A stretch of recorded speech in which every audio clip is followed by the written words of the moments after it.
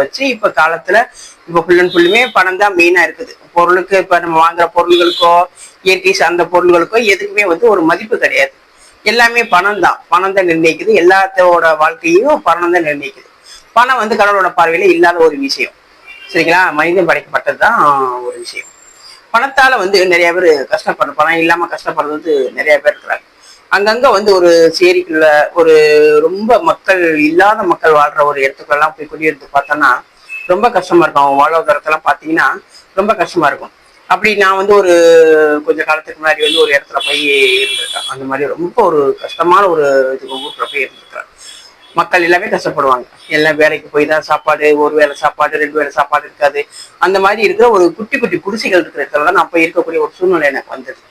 அப்படி போய் நான் இருந்தேன். அப்படி போய் இருக்கும்போது அங்க வந்து சுத்தியில இருக்கிற வீடெல்லாம் நீங்க பாத்தீங்கன்னா வெறும் மண் சவர், பாதி சவர் உடஞ்சிருக்கும், பாதி சவர் இருக்கும். அதுக்குள்ள 2 குழந்தைகளை வச்சுட்டு குடியிருப்பாங்க. செவரே இல்லாம இருக்கும், மேல மட்டும் 2 ஓடு இருக்கும், அதுல குடியிருப்பாங்க. இந்த மாதிரி எல்லாம் இருப்பாங்க. மழை பெய்யும், கீழே தான் ஓடை இருக்கும், ஓடைக்கு கீழே தண்ணி ஓடும். எப்படா அந்த கட்டை பிடிங்கிட்டு போகும் இருக்காது. ஆனா அதுக்குள்ளதான் படுத்து கிடப்பாங்க. விடிய விடிய மழைனாலும் அதுக்குள்ளதான் படுத்து கிடப்பாங்க. இதெல்லாம் பார்க்கும்போது ரொம்ப மனசு கஷ்டமா இருக்கும். என்னடா இவ்வளவு கஷ்டப்படுறாங்களே மக்கள், யாருமே வந்து கண் எடுத்து பார்க்க மாட்டேங்கிறாங்க. அதுவே கொஞ்சம் அப்படி மேட்ல ஏறணும்னா பாத்தீங்கன்னா பெரிய பெரிய பணக்காரங்க இருப்பாங்க. மாளிகை தான் கட்டி இருப்பாங்க. மாளிகையா கட்டி கட்டி பெரிய பெரிய பணக்காரங்களா இருப்பாங்க. அது அப்படி கொஞ்சம் தள்ளினோட தான் இந்த ஓடை மாதிரி இருக்கும். ஓடைகளை மக்கள் கூடி இருப்பாங்க. அவங்களும் மனிதர்கள் தான். அவங்களும் ரொம்ப கஷ்டப்படுவாங்க. சாப்பாடு ரீதியா வந்து ரொம்ப கஷ்டப்படுவாங்க. எனக்கெல்லாம் தெரிஞ்சு ஒரு கஷ்டமான, மனசுக்கு ரொம்ப கஷ்டமான அது ஒரு விஷயம். ஆனா நானுமே வந்து அந்த நேரத்துல அங்கெல்லாம் இருக்கும்போது ரொம்ப கஷ்டப்பட்டுதான் இருப்போம். வேலை இருக்காது, வெட்டி இருக்காது, ஏதோ ஒரு வேலையை பார்த்துட்டு ரொம்ப கஷ்டப்பட்டுதான் இருப்போம். இருக்குன்னா ஏதோ ஓரளவுக்கு சாப்பாட்டுக்கு எங்க வாழ்க்கையெல்லாம் ஓடும்.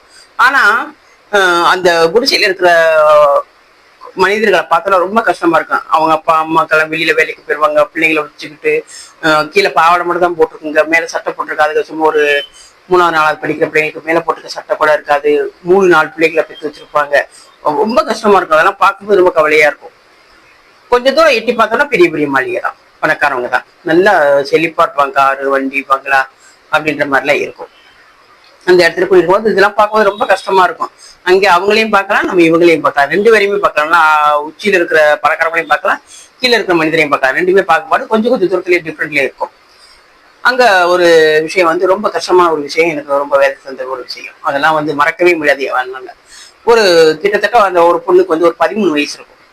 அது கீழே வந்து ஒரு தங்கச்சி இருக்கும். அதுக்கு கீழே ஒரு பையன் இருப்பான், ஒரு குட்டி பையன் இருப்பான். அவன் வந்து தவந்துட்டு இருப்பான்.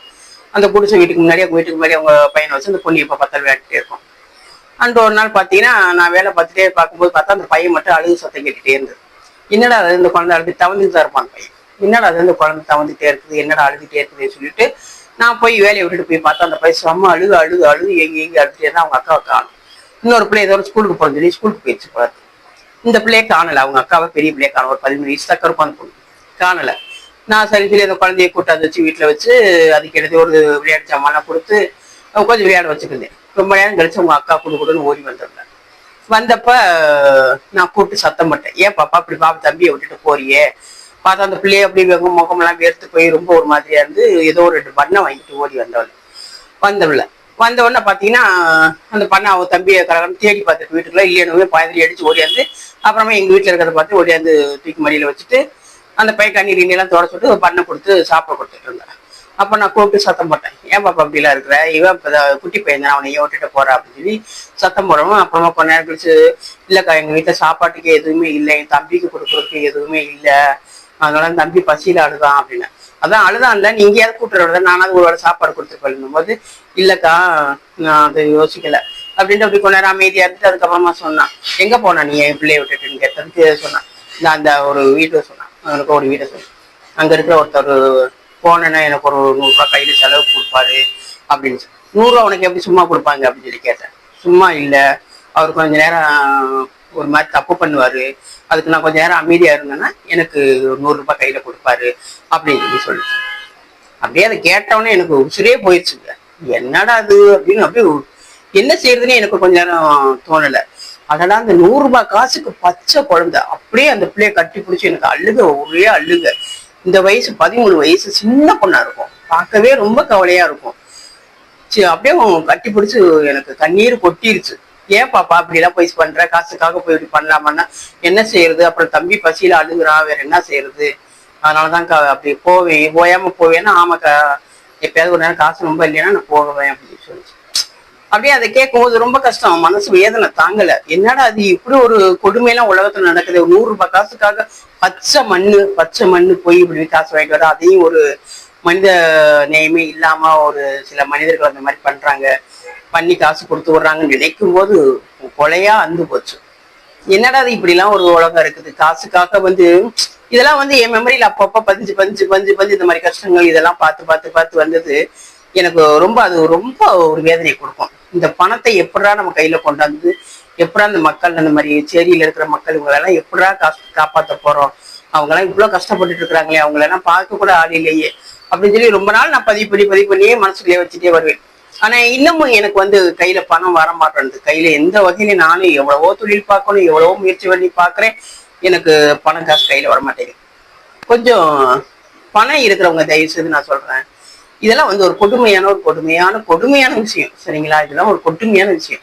பணம் கடவுளுக்கு பிடிக்காதுங்க, கடவுளுக்கு சத்தியமா பிடிக்காது. பணம் பாவத்தை குறிக்கும். பாவம் தான் பணம்ன்றதை நான் நிறைய வீடியோல நான் சொல்லிட்டு இருக்கிறேன். அதனால நான் என்ன சொல்றேன், பணத்தை அதிகமா சேர்த்து வச்சிருக்கிறவங்க கொண்டு போய் உங்க பீரோலையும் லாக்கர்லையும் கொண்டு வைக்காதீங்க தயவு செய்து. அது பின்னாடி நீங்க எவ்வளவு பணம் சேர்த்து வச்சிருக்கீங்களோ அதுக்கு தக்கன தண்டனைகள் உங்களுக்கு வரும். உங்க குடும்பத்துல இருக்கவங்களுக்கோ எல்லாருக்குமே பிரச்சனையா தான் மாறும். பணம் என்னைக்குனாலும் பிரச்சனையா மாறும். இன்னைக்கு உங்களுக்கு நல்ல சந்தோஷமா இருக்கலாம், வாங்குறத வாங்கலாம், செய்யலாம், எல்லாம் பண்ணிக்கலாம். ஆனா கடவுளோட பார்வை வந்துருச்சு, கடவுளோட பார்வை பூமிக்குள்ள வந்துருச்சு. அவர் கணக்கெடுக்க ஆரம்பிச்சாருன்னா வீட்டுக்கு எல்லாரையும் கணக்கெடுக்க வச்சிருவாரு. கணக்கெடுத்தாருன்னா அதுல மாட்டிக்க போறது ரொம்ப மக்கள் யார் தெரியுமா? இல்லாத மக்கள்லாம் தப்பிச்சுக்கிடுவாங்க. அவங்களுக்கு எல்லாம் கடவுள் பாதுகாப்பு கொடுத்துருவாரு, அவங்களுக்கு பாதுகாப்பா இருந்து நல்லபடியா காப்பாத்தி கொடுத்துருவாரு. ஆனா பணங்களை வச்சுக்கிட்டதுனால மிதப்பா வாழ்றாங்க பாருங்க, அவங்கள எல்லாம் கணக்கெடுப்பாரு.